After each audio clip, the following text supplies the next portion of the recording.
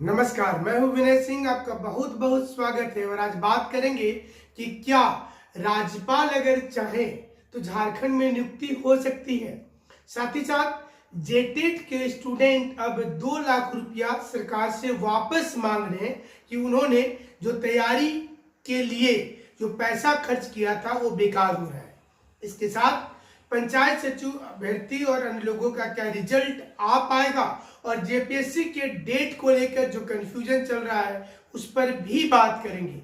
इसके साथ तमाम खबरें होगी, मतलब जेटेट जेएसएससी की सर्टिफिकेट पॉलिसी पर जो जमकर ट्विटर आंदोलन हुआ, उस आंदोलन के क्या मायने हैं और क्या आज हेमंत सोरेन जी इस पूरे मामले पर ध्यान देंगे, क्योंकि जिस प्रकार से चीजें ट्रेंड करती हैं इसकी जिम्मेवारी सरकार को उठानी पड़ेगी। तो चलिए खबरों की आज की शुरुआत में बता दें कि अगर आप हमसे सीधी बात करना चाहते हैं तो रात को 8 बजे से 9 बजे के बीच रात के समय में हमसे सीधी बात कर सकते हैं। हमारा नंबर है 9431156794।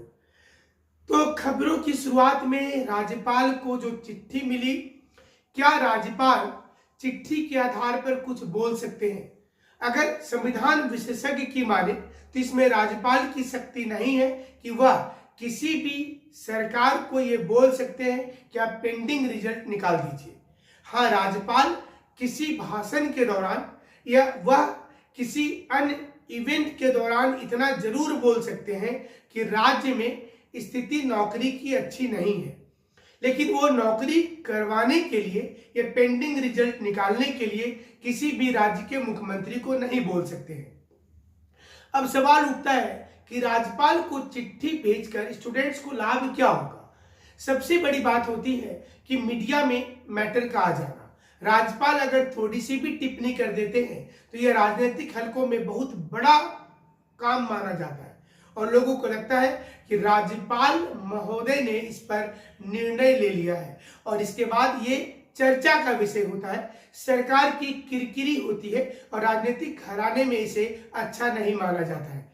यही कारण है कि इस समय राज्यपाल को जब बेरोजगार युवकों ने चिट्ठी भेजा तो आशा जग गई कि वो जरूर कोई निर्देश देंगे। राज्यपाल नए हैं, वो इतना रिस्क इस समय लेना नहीं चाहेंगे कि आते साथ उनके काम के साथ कोई विवाद उत्पन्न हो जाए। हाँ, वो इस मुद्दे पर बातचीत जरूर करेंगे, लेकिन उनके अधिकार क्षेत्र से ये बाहर होता है। नंबर 2 कि क्या ट्विटर पर आंदोलन करने से सरकार के दिलो दिमाग पर कुछ असर होता है। एक आंदोलन ऐसा ही ट्विटर पर शुरू हुआ और यह आंदोलन था जेएसएससी नियमावली को लेकर। बहुत दिनों से यह खबर आ रही थी कि +2 और 10th में अब ये मसौदा तैयार किया गया है कि वो सब कुछ बदल देगी, यानी कि 10th और +2 सर्टिफिकेट झारखंड से होना चाहिए।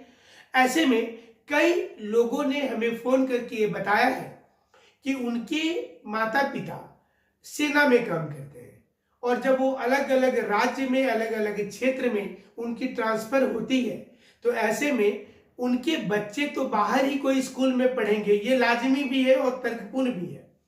क्या इस कंडीशन में उन्हें झारखंड में एग्जाम लिखने से रोक दिया जाएगा? और उससे भी बड़ा सवाल ये कि क्या झारखंड की सरकार ये सब कुछ करके जो नौकरी मिलने भी वाली है क्या उसको भी उलझाना चाहती है? क्या झारखंड की सरकार ये चाहती है कि वह अब नौकरी नहीं देगी, यानी कि एक हाथ से दो दूसरे हाथ से वापस लो?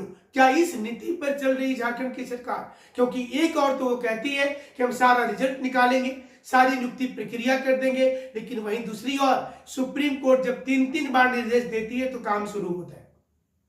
हाई कोर्ट जब 3-3 बार निर्देश देती है तो काम शुरू होता है। ऐसे में स्टूडेंट का गुस्सा लाजिमी हो जाता है और ट्विटर पर वह साफ रूप में झलकता भी है। यही कारण है कि ट्विटर पर ट्रेंड करने वाला मुद्दा कैबिनेट के पास आ जाता है और कैबिनेट इस पर विचार करना शुरू करती है। ऊपर से भारतीय जनता पार्टी की एक चिट्ठी जो रघुवर दास ने लिखी है, जिसमें उन्होंने कहा है कि उनसे लड़ने के चक्कर में युवाओं के साथ लड़ रही है झारखंड की सरकार। और हेमंत सोरेन के कई मीम्स इस समय में वायरल हो रहे हैं। उसमें से एक मीम्स ये भी है कि मैंने तो मजाक में कहा था कि 5 लाख नौकरी देंगे, आप लोग मजाक को सीरियस क्यों ले लिए? इस प्रकार से कई कार्टून आते रहते हैं बन करके और सोशल मीडिया पर दिखता रहता है। लेकिन उससे भी बड़ी चीज ये होगी कि झारखंड की सरकार समय रहते सब कुछ कर ले। वहीं पारा शिक्षक संघ ने कहा है कि 15 अगस्त को अगर उनके लिए घोषणा नहीं होता है तो फिर वो एक आंदोलन की शुरुआत कर देंगे। आपको याद होगा कि पारा शिक्षक सर्व शिक्षा अभियान के तहत आते हैं। 2022 तक का केंद्र सरकार का कॉन्ट्रैक्ट है, लेकिन राज्य सरकार को परमानेंट इसी बीच कर देना चाहिए। पारा शिक्षकों को यह डर सता रहा है कि कहीं राज्य सरकार केंद्र के पाले में गेंद फेंक कर ये नहीं बोल दे कि हम इसमें क्या करें। ऐसे में पारा शिक्षकों को लगता है कि उन्होंने जो खुल करके सरकार का साथ दिया था वो गलत था। अब उनको इस पर फिर से पुनर्विचार करना चाहिए।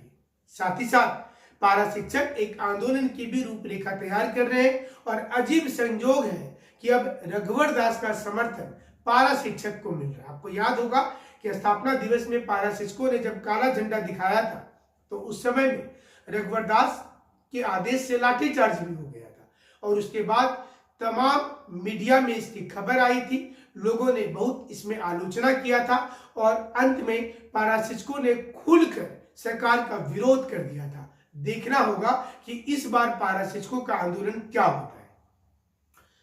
जेटेट की तैयारी कर रहे स्टूडेंट्स ने कई मैसेज करके हमें ये कहा है कि आप इस आवाज को उठाइए कि आखिर उन्होंने बीएड में 2 लाख रुपया खर्च क्यों किया। क्या 2 लाख रुपया खर्च करना उनकी बेवकूफी थी, क्या नासमझी थी, या फिर सरकार ने चतुराई से स्टूडेंट से 2-2 लाख रुपया खर्च करा लिया। गौरतलब है कि राज्य में बीएड की पढ़ाई के लिए 1.5 से 2 लाख रुपये खर्च होता है।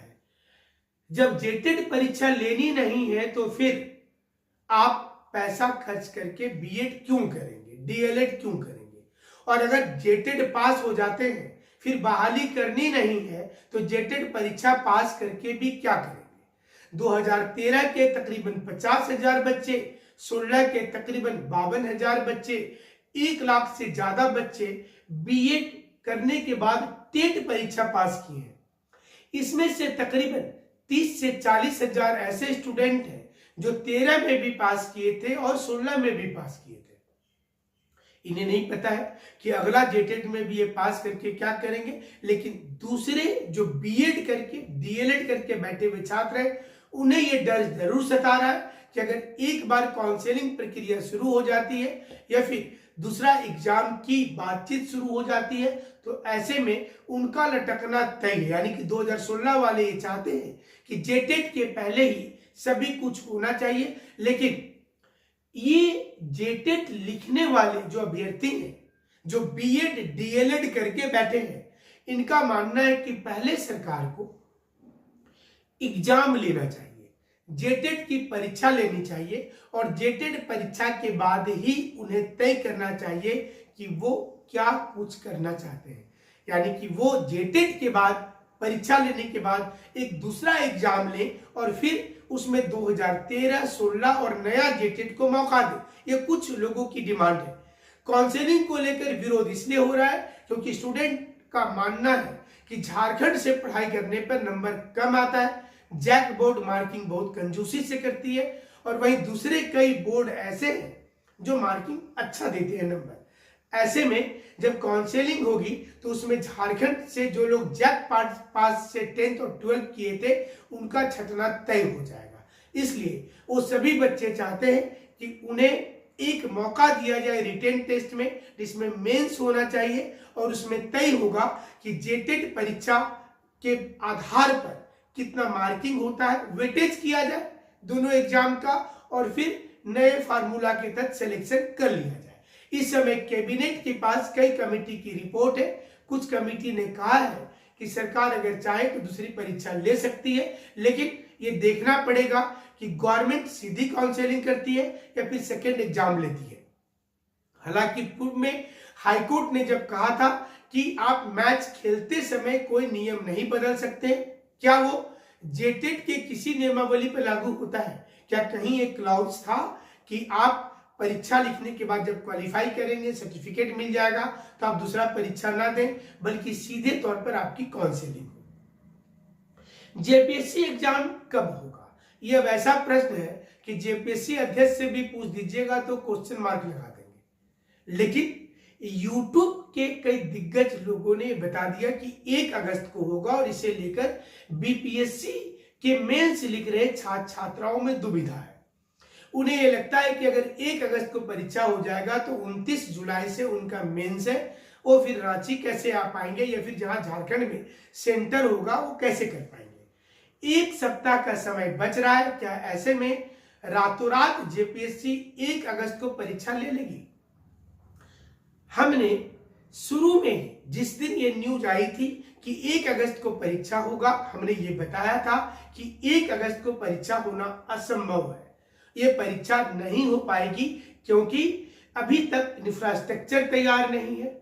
अभी तक 1.5 लाख बच्चों को जिसको रिजेक्ट किया गया उनको नहीं पता है क्यों रिजेक्ट किया गया है, और खुद जेपीएससी के कुछ नियम ऐसे हैं जिसके अगर एग्जाम हो भी गया तो ये कोर्ट में जाना तय हो जाएगा। इसलिए हमारा रिक्वेस्ट होगा जेपीएससी से कि आप नियुक्ति के पहले आप ये कोशिश करें कि किसी प्रकार की दिक्कत नहीं हो स्टूडेंट को, नहीं तो फिर समस्या ज्यों की त्यों रहेगी। 6ठी जेपीएससी को आप देख रहे हैं, लिस्ट बनने के लिए जब एडवोकेट जनरल ने कह दिया कि वो उनको लगता है कि कोर्ट के आदेश के अनुसार चलना चाहिए, क्या कोई बहुत बड़ा खेला हो रहा है? क्या 6ठी जेपीएससी पूर्ण रूपेण कैंसिलेशन की ओर जा रही है, या फिर जो सपना देख रहे हैं छात्र कि उन्हें एंट्री मिलेगा, क्या उनके सपने पर कोई पूर्ण विराम लगा देगी सरकार? और क्या ये सरकार ये चाहती है कि सारा कुछ न्यायपालिका से हो जाए? क्या इतना कॉम्प्लिकेशन 6ठी जेपीएससी में हो जाएगा कि ये कैंसिल के लिए आदेश आ जाएगा, न कि नियुक्ति के लिए हो जाए? क्योंकि कई सवाल हमने उठाया था बुनियादी कि इंटरव्यू कैसे होगा और क्या 980 स्टूडेंट में से ही सिलेक्शन होगा, तो जो इंटरव्यू के लायक थे जिनको इंटरव्यू लिया ही नहीं गया, क्या वो सुप्रीम कोर्ट नहीं चले जाएंगे? ये ऐसे प्रश्न है जो 6ठी जेपीएससी के हर क्वेश्चन को उलझा कर रख देते हैं। और 6ठी जेपीएससी में 40% से ज्यादा नंबर लाने वाले, हिंदी अंग्रेजी में कम नंबर लाने वाले अगर सिलेक्शन लिस्ट में शामिल है, इसके बाद भी उनके ऊपर खतरा है, क्योंकि अगर नए कैंडिडेट का इंटरव्यू होगा, नई मेरिट लिस्ट बनेगी, तो क्या गारंटी है कि वो सारे बच्चे वहां पर टिक जाएंगे जो अभी जिनको खुशी है कि 149 148 कैंडिडेट जो आउट हो रहे, लेकिन हम तो अंदर खड़े हैं। क्योंकि आपके बाद जो नया इंटरव्यू अगर होगा सुप्रीम कोर्ट के आदेश के बाद, तो फिर नई मेरिट लिस्ट बनेगी और इतना आपको जी का जंजाल हो जाएगा कि आपको लगेगा कि इससे अच्छा रद्द कर देता तो ठीक था। यही कारण है कि ज्यादा लोग अब रद्द के चक्कर में लग गए।